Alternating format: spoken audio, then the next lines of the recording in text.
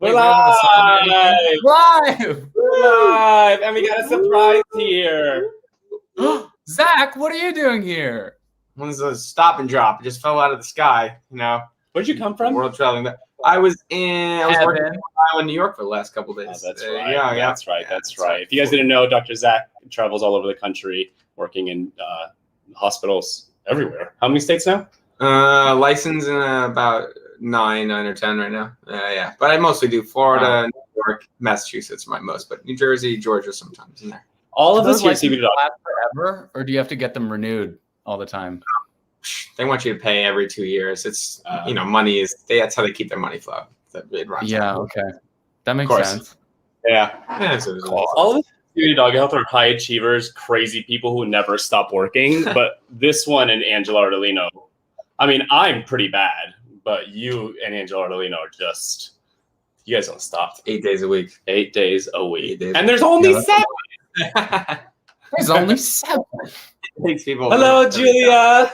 Happy Hi, Friday. everybody. Susan McPherson. Hello again. Happy to have you guys here. Friday.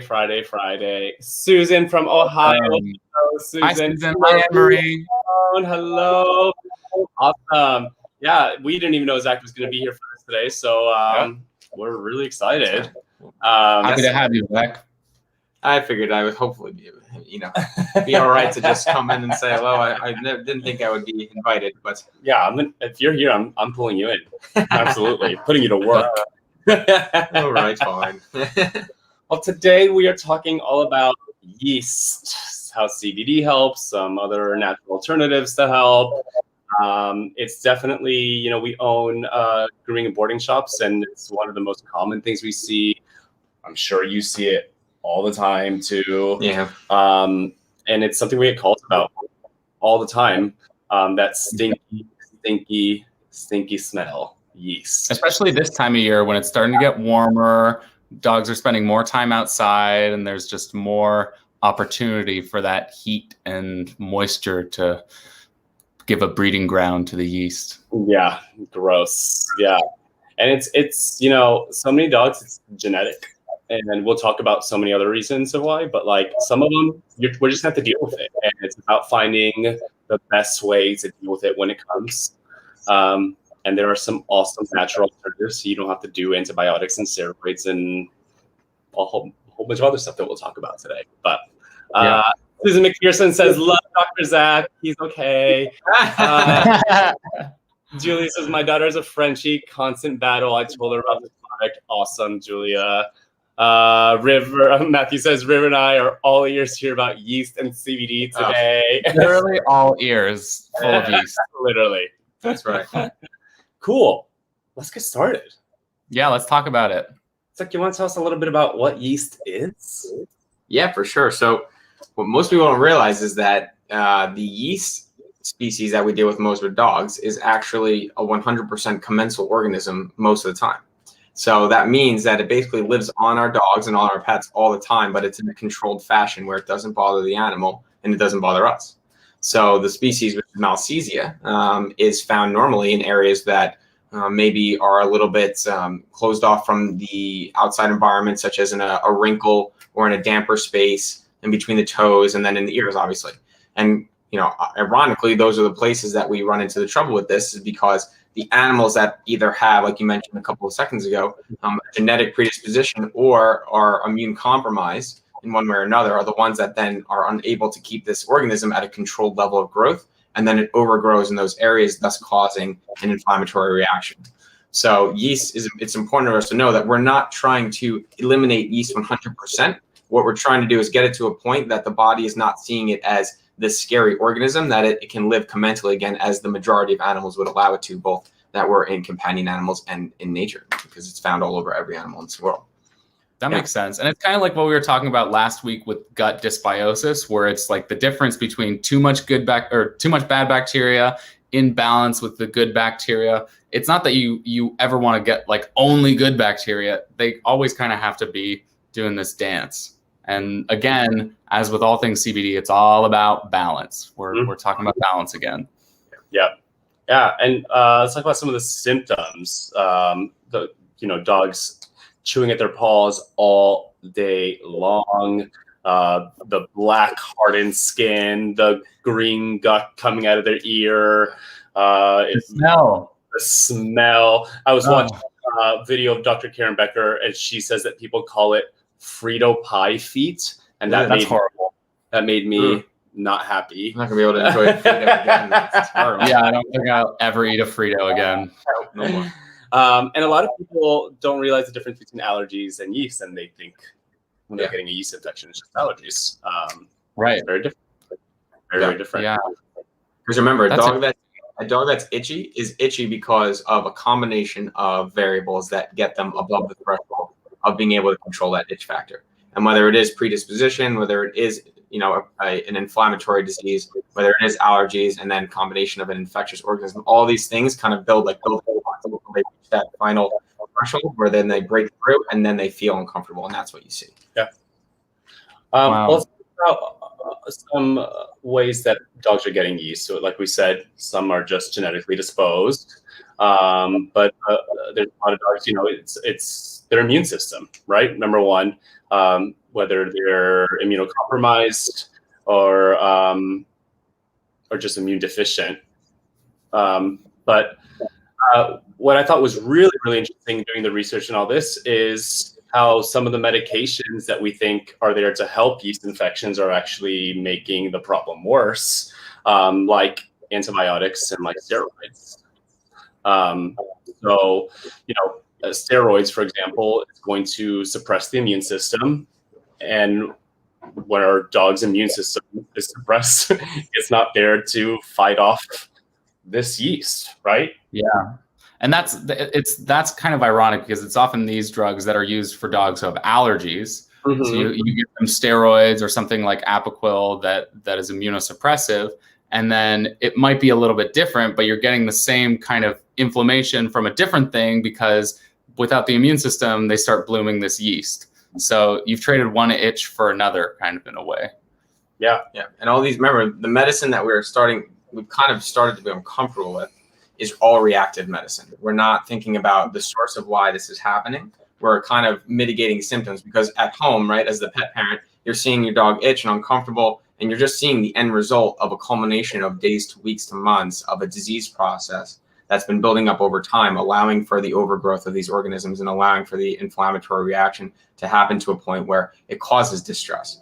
And so that's why, when you come into a vet office and you're expressing your concerns and your frustrations, the easy thing to do is just to prescribe medications that will say and try to kill out whatever is causing that.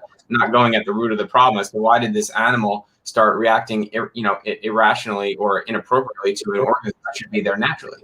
So it's about trying to find the source rather than just mandate over it, which is what we're accustomed to. Yeah, most of the times when I was why do I hear myself? No? It's kind of funny. The audio is a little bit funny. Interesting. It sounds like you're underwater. Now it's not so bad. How about now? Nope. Maybe no. Okay. Maybe no. Antibiotics is something that's given to dogs when they have a yeast infection. The problem with antibiotics is it's killing the good and the bad. So while it might suppress the symptoms while you're on it, as soon as you're off of the antibiotics, it's just going to make it worse, no? Yeah, right. And even for the fact that, the antibiotics, which is a lot of times when we do it for skin, can be just pure antibiotics, but also can be a combination of an antifungal antibiotic.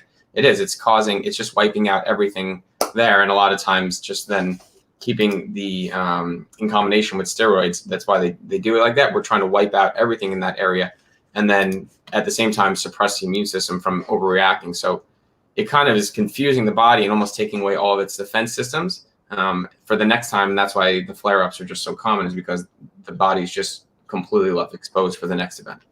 Yeah, it's like when I have acne problems in my life, and before I knew better, my dermatologist would always put me on antibiotics. It'd get better for 2 days, and then the second I get off, flare-ups like crazy. And I was like, what's the point of this? Yeah, exactly.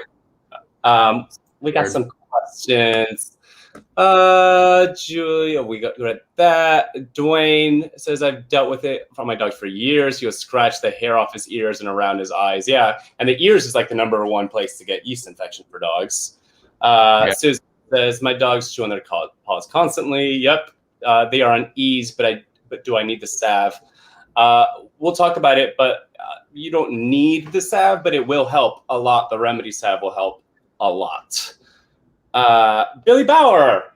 Hi, Billy Bauer. Good to see you. Billy Bauer is an awesome advocate for animals as well. He does some really, really cool things. Susan McPherson. My one dog does not like the taste of ease, so I switched to Heal, which I also have. You gotta remember that, it's not about what they enjoy. It's about what's going to be best for them. And if ease is doing the trick and keeping them healthy, it's like, my kid doesn't like broccoli. We got to make him eat the broccoli. But if you have great success with Heal as well and they enjoy the Heal, then absolutely you can do that. Yeah. I mean, if it's at the end of the day, whatever you can get into them successfully, if they're really fighting you on it and you're just going to be able to administer it better, maybe switch to Heal. But the turmeric and frankincense that are in the yeast tincture, their anti-inflammatory properties are just going to be so helpful for a condition like this that it would be great if you could keep them on it. Totally. Tracy Marvel, hello, says, what do you think of colloidal silver? We love colloidal silver. Yeah. Definitely yeah, for sure. It's awesome, for sure. We have a great colloidal silver blog. If Samuel post it, if you guys aren't familiar. We spray colloidal silver on everything. Because remember the benefit of at least trying the multiple types of natural forms of antiseptics and antimicrobials versus jumping to an antibiotic is because the ability for the bacteria and the yeast as well to become resistant, to find a way to outsmart that medicine. It's not nearly as easy for them. And that's what we get scared with dogs that are then again all at the same time getting antibiotics every single season. For this is that then you start to get resistant bacteria, which then you have to do repeated cultures for to try and find where antibiotics are left to treat it. But things like cannabis and things like colloidal silver, and then things like ozone, a couple of things that I'm very intrigued with in this world, in addition to other terpene containing products such as essential oils, etc. Is that it's not that these are better in one way or another in terms of the killing property. It's that it can do the same job without then causing a resistant potential, and these bacteria are going to be killed off just like the antibiotics would in a lot of situations, not every situation, but it's the much safer first tier route, second tier route, third tier route to go to try before we're just jumping to steroids and antibiotics, because that's, as we just talked about, is going to leave your dog's body maybe less itchy for a week or two, but it's then leaving the body prone and immune compromised for the next round, which is going to come inevitably. Yeah, right. That makes sense. Well, let's talk a little bit about how CBD can help, because I think a lot of people here want to know for sure. Barbara says, colloidal silver is safe for dogs with epilepsy. Absolutely. I can't imagine why it wouldn't be. Yeah. Topical things on, as long as it's not, there are certain medications that are unsafe for dogs. Topically, if they lick it off, that they have a history of epilepsy or seizure disorder, but I wouldn't see colloidal silver having an overlap. I don't see a mechanism of it being, contraindicated. Cool. All right, let's talk CBD. Carter, you want to get us started on the big one for yeast? Yeah, I mean, so one of the main ways that CBD and a full spectrum hemp extract, like what's in the remedy salve, can be really great for conditions like yeast is that there are known antifungal properties. So not only antimicrobial, antibiotic, but specifically antifungal. CBC and CBG are two cannabinoids that if you even if you look on the certificates of analysis for these, you'll see that those are the second two most prominent cannabinoids after CBD and THC. So there's a bunch of that in here, and those are known to have antifungal properties. So it's going to help moderate that, bring them back down, and then along with all the other, that's just the cannabis oil in here. And there's also other essential oils in here that are chosen specifically for their antifungal properties, like eucalyptus and peppermint. So you've got, like, kind of like Zach said, you're coming at this from a bunch of areas that the bacteria is not going to be able, or the fungus is not going to be able to resist all of them. So, you know, if there's one that's maybe not working as well as the other, it kind of can get the job started, and then another one can come in, and you're coming at the problem from a number of directions. Beautiful. Yeah. Anything to add to that? No, I agree with that. Like I said, that it's the natural route versus some pharmaceuticals. It creates a multiple tiered angle of attacking these organisms in a way that they can't remember it, if that's the best way to think about it. Antimicrobials, they remember it after a while, and that's how we get resistance. So, again, I'm not saying that at one point in time, an antibiotic for a really severe case may be necessary, but trying these, you know, whenever we know a flare-up's coming or in the early stages, and we have several options to try these first, it's going to be much safer for the animal and can wind up with the same result without putting them in an immune compromised state. So, yeah, absolutely, it does. It attacks from multiple angles. So I agree with pretty much everything you said. Cool. Topically, what else? Inflammation, for sure. Yeah. Directly on that problem. It's going to help any direct pain that's caused. Let's say it's on the feet. Also, localized immune function. You know, there are different, like, microorganisms throughout the skin that control the inflammatory response. Aside from the systemic full body immune function, there's localized immunity that you can help to moderate. So whether, like we kind of talked earlier about how, whether it's an animal that is immunosuppressed that has this kind of thing happen, or if you've got an animal that is whose immune system is overactive, then that results in you having to use steroids or something to suppress it. This is going to help in either of those cases to give the immune system the balance that it needs on a localized scale with something like a topical salve.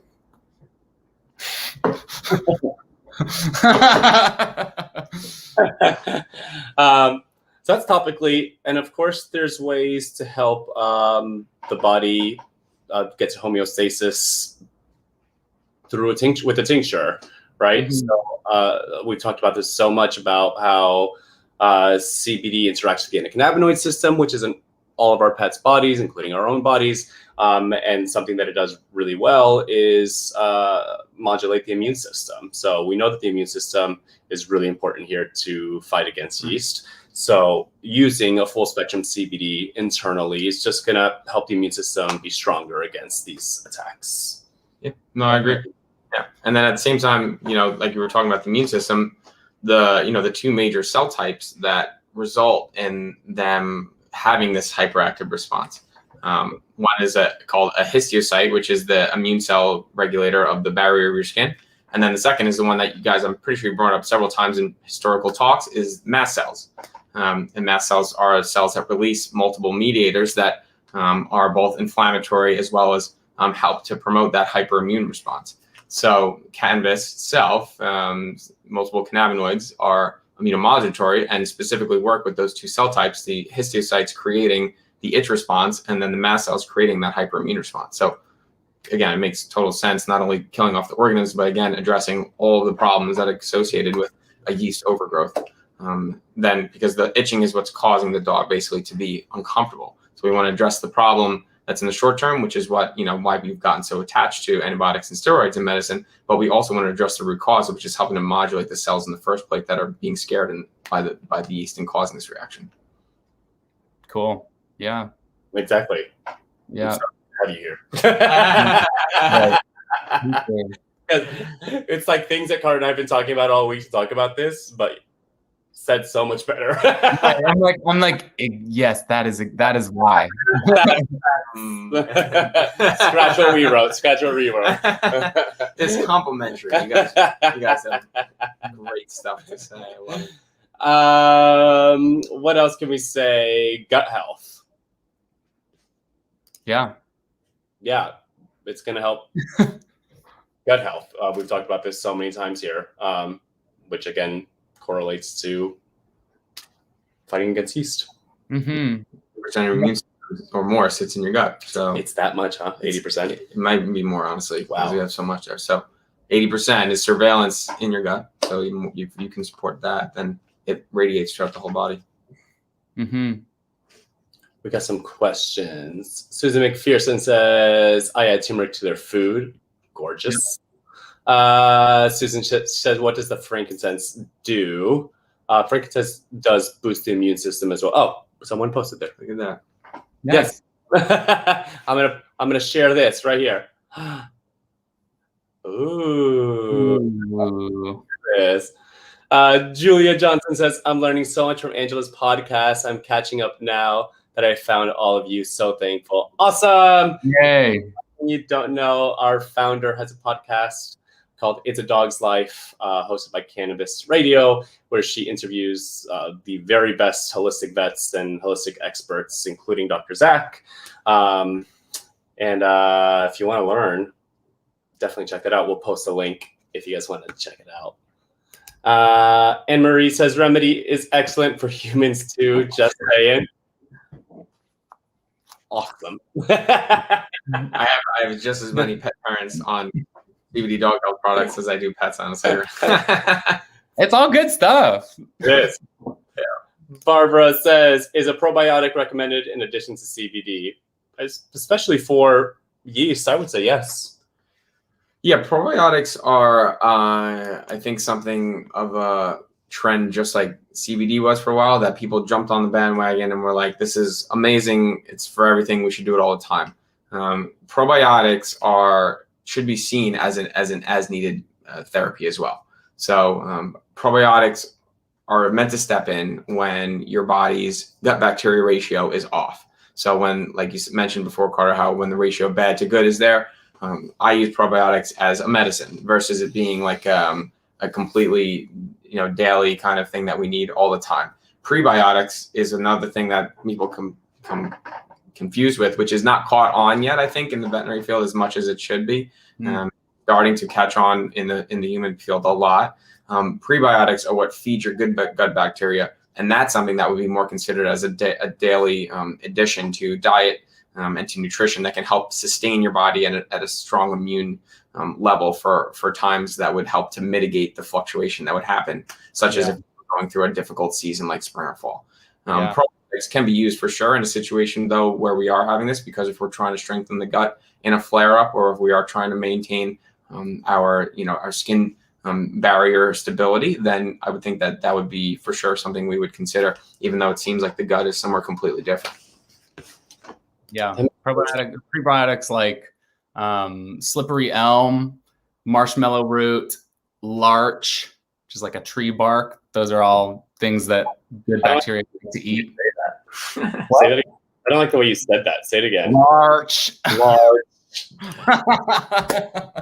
But those are some sources. Yeah, there's the one that's kind of like the easiest that would be almost in a product would be something that are called oligosaccharides. So FOS is something you'll see that. Inulin is one that's mentioned as well a lot. But inulin has been found maybe to be a little less useful for your good gut bacteria. But those natural sources that you mentioned are going to have certain amounts of those. If you were going to look for a comparatory product like a probiotic you would add, you would look for something that had an oligosaccharide addition to it. In addition to something, inulin is going to be the one you see more. I think it's a lot cheaper and a lot easier to source, but it's a little less successfully used by your body. But yes, those are natural supplements you can add as well that would have kind of an effect. And there's lots of foods. If you look online, and one of our favorite cannabis researchers is as well. Does a lot about the gut health and the axis between the endocannabinoid system and that. And he does a whole paper that's written about, that's free online. You can find that sources a bunch of areas of where you can get prebiotic foods that are safe to eat. Awesome. I'm also I'm posting our personal favorite probiotic. I think I'm posting it. There it is. It's from BioStar. Awesome company making all natural products. So if you're looking for a good one, check that out there. Yeah. Anne Marie says, I also ordered yeast for myself, and I've been sleeping the best night ever. Awesome. Yay. Next guys, we're officially the first CBD product in Poland for pets. Our product finally got there to, there's a naturopath named Ira who works there, who was on the other podcast I was on. And it took a while to get the products there, but she's finally been able to start treating dogs in Poland naturally with CBD. She's treating this patient here, I guess, Mizio, that has really terrible chronic inflammation, interdigital inflammation. And she's already these, which has taken weeks to months to treat. And she's been treating for a bit of time. And then, but the dog has years and years of just chronic inflammation. And she's seen literally in a week or less a huge reduction in inflammation. So awesome. Yeah.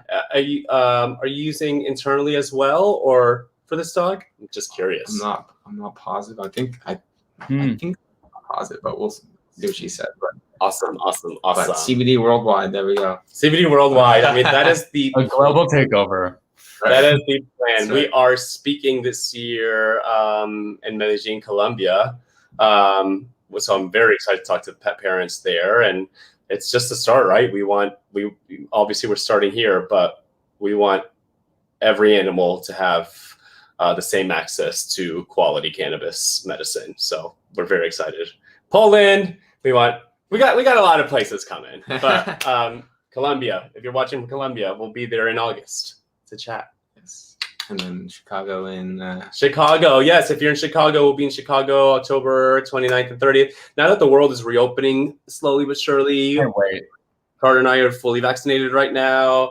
You know, things are starting to happen, and we get to do what we love to do, which is travel and meet you guys in person and answer all your questions and meet your dogs. And we're very excited. If anybody is watching and you know awesome events happening around your area, we won't be able to make all of them, but definitely reach out to us and let us know if there's something cool going on that we can be part of, for sure. Definitely. Did we cover everything CBD wise for yeast? I think so. We talked about the antifungal properties, that it is anti-inflammatory, that it modulates the immune system, that it's great for gut health. We didn't really mention that it is great at dampening the sense of pain and as an analgesic, both locally and systemically.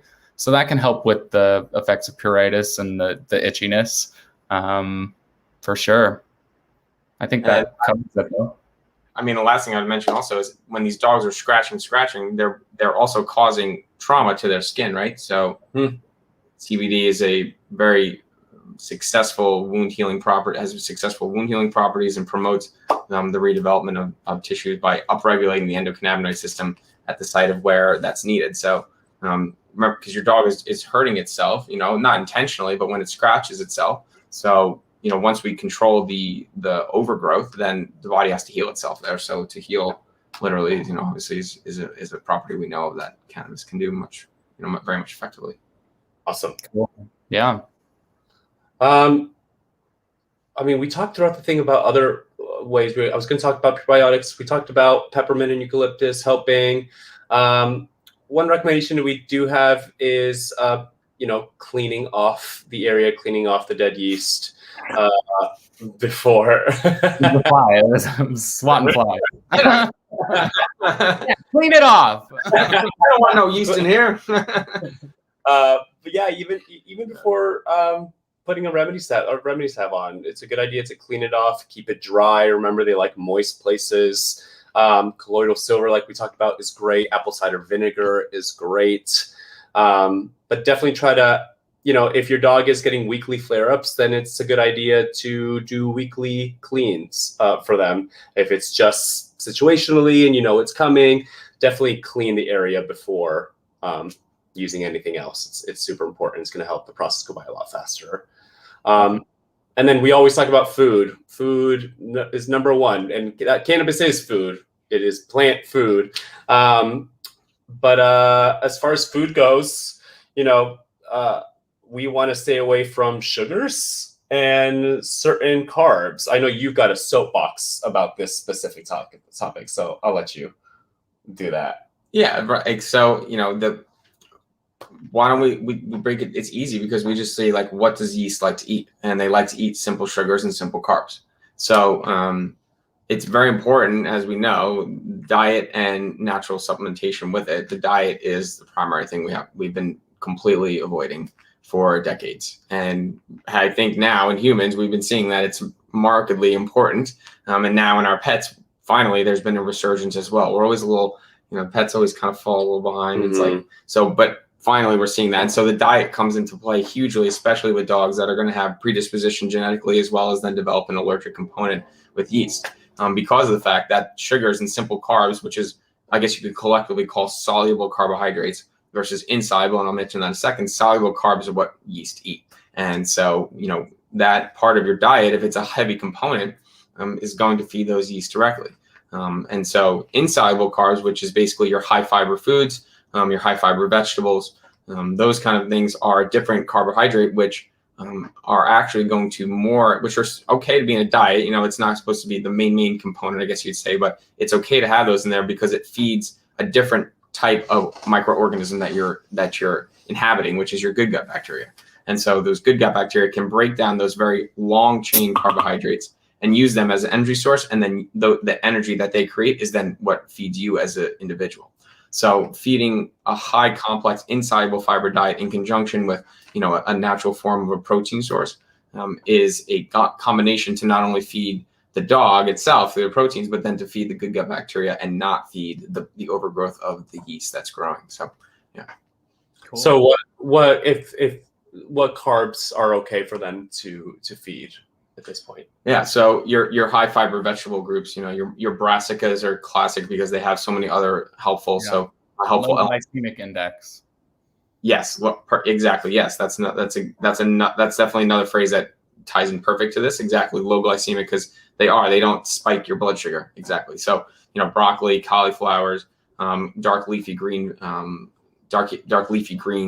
zucchinis and squashes. I get a lot of pushback on carrots. People always like, oh, that's too high sugar. I'm like, honestly, if you look at what's the starches that are in these traditional dog foods, there's way more starch in there. So sugar in carrots is marginally higher than the rest of these other vegetables I'm mentioning, but in no way is this something that, for example, dogs with diabetes or yeast-ridden animals or things that have overgrowth bacteria, we have to be fearing carrots. I hear that all the time. So carrots are definitely not an unsafe. They're not an unsafe food. Okay, should they be the only one you feed? No, but all these higher fiber foods versus your potatoes, your corns, even oats can be a predisposition. We have a lot of oat containing shampoos. That, to me at least, is kind of feeding the bacteria and the yeast. Oat is kind of calming, but at the same time, if you're trying to control the growth of something, oats are a little bit easier to break down. So I guess that is up to you, I guess, if you're going to look at that. But especially, in the diet, we want to stay away from things like that are going to be simple carbs and focus more. And if we are going to add them, is more of a high fiber vegetable component to the naturally sourced meats and proteins. Awesome. Yeah, I had a conversation with him before we got here. My thought was no carbs and sugars, and he really wanted to make sure that was clear, that it really depends on everything we just talked about. Yeah, and it feeds your good bacteria. Those are the vegetables as well that have that insoluble carbohydrate that are going to feed your good gut bacteria. So they are, in essence, a natural prebiotic form as well. Yeah. Cool. Awesome. Well, like always, we covered a lot. I think so. Do we got some more questions? Chloe Johnson says, hello. Julia Johnson says, I recently started a certified organic dog cookie business here in Vermont. I'm creating a one, and I'm using your CBD oil. It's the only one that helped my dog for his seizures. For 3 years, I tried multiple products. Yours is the best. So thankful. Awesome, Julia. Thank you, Julia. Let us know where we can see the cookies. I'd love to see them. That's so great. Definitely. Not all CBD products are created equal, everyone, unfortunately. That is the truth. Yes. Yeah, we heard. Yeah. Yeah. So asking about some stuff going on with Answers Pet Food. We don't have any information. So until information is released, I don't know. It's definitely different. Yeah. Nicole says, I found that oatmeal shampoo made my dog itch. So, well, that makes, it makes a lot of sense. Total sense. At least from, I don't know. I think I've always thought that, but I found it was almost in a third to half the products that were considered, soothing, versus using aloe or colloidal silver or, there's certain other elements, lavender is calming and is anti-itching. So a lot of things had oatmeal in it. So I was like, there's just a little thing in my brain till recently that made sense to try and finally talk about it a little bit. So yeah. Susan says that Dr. Morgan is going live tonight about, I'm assuming, answers. Dr. Judy Morgan is one of our favorite vets. She's actually got an amazing book that we'll post about if you guys want to learn about what to feed your dog and how to cook for them at home. I'm sure she's got yeast protocols in there as well. But follow her, Dr. Judy Morgan, if you want to learn more about what's going on with Answers Pet Food. We will be tuning in for sure. Nicole says, how is pumpkin for dogs with yeast issues? Pumpkin is something that has, again, kind of been a buzz thing for like diarrhea or for as like a high fiber supplement in the food. Pumpkin is not what I would say bad. But it does have much less of what I think people have been, promoting it as. So, people will say if your dog has diarrhea, give them pumpkin. You have to eat like an entire small pumpkin, like this size, to get the amount of fiber that you would in a prebiotic probiotic supplement or like a benefiber. Like I personally, when I have dogs that come in with diarrhea, that it's not like really bloody and it's like kind of like first tier mild diarrhea. Pumpkin's not bad to add, but I know that a teaspoon of benefiber, or psyllium, is going to have way, 10 to 20 times to 30 times more actual fiber in it than it is if you gave us a tablespoon of pumpkin. So I wouldn't say pumpkin's terrible. It is a little higher in sweet potato and pumpkin are a little higher in sugars, soluble sugars, than the other things I mentioned. So it's not bad, I would say, as like a small component of a group of things that you're going to give. But I wouldn't make it the only thing you added to their diet. I think that would be one I would say has great properties, but if you're dealing with an animal that's truly inflammatory, very inflammatory, then I would make maybe a smaller component, but something part of a balanced, vegetable addition. Awesome. All right, guys. There's another thing I wanted to mention for everybody who keeps coming to these things and is really familiar with what we do and enjoys coming to see these things and talking about this stuff. We have an affiliate program that might interest some people who have a network who might want to talk to us about their friends, where you can refer CBD Dog Health to people and get a little kickback for everything that they come to us and buy. So you get a link and you give it to your friends, and when they buy CBD Dog Health products, you get paid for it. So if anybody in this crowd is interested in something like that, it's run by a company called Share a Sale. It's really easy to do. We'll post the link so that you guys could sign up easily. And there's a tutorial on how to sign up and everything. Yeah, we definitely have a few parents doing it who do it because they love it and they love animals, and now earning a little extra cash on the side. So definitely. Especially for everybody who's coming here and seeing us talk every week and know kind of how this stuff works and why it works and enjoy talking about it, that could be a really great opportunity. Totally. Yeah, thank you for that reminder. Awesome. Well, cool. We learned today. We learned what yeast infection is, some of the causes. If your dog is suffering from yeast infection, what did we say today? Food, number one. CBD internally is going to help the immune system, but our remedy salve is really going to help those targeted areas. Wipe off and clean up the yeast before using things like colloidal silver and apple cider vinegar. And just, that's it. Keep them comfortable. It's coming. I know it's going to get hot soon, so those yeast infections will be here. Blanche will get them, and I'll be doing all of this for sure. So, yeah. Great. Awesome. Well, thank you so much. Julie says, love remedy. Bye, everybody. We'll be here next week talking about how CBD can help with collapsed trachea. big thing that we get a call for quite often. My sister's dog had it and used Ease, and that cough reduced by like 80%. So if you want to come and learn a little bit about that, come next Friday. Cool. Bye, everybody. Have a great weekend. Have a great weekend. Bye. Bye, Grace. Oh, that's true.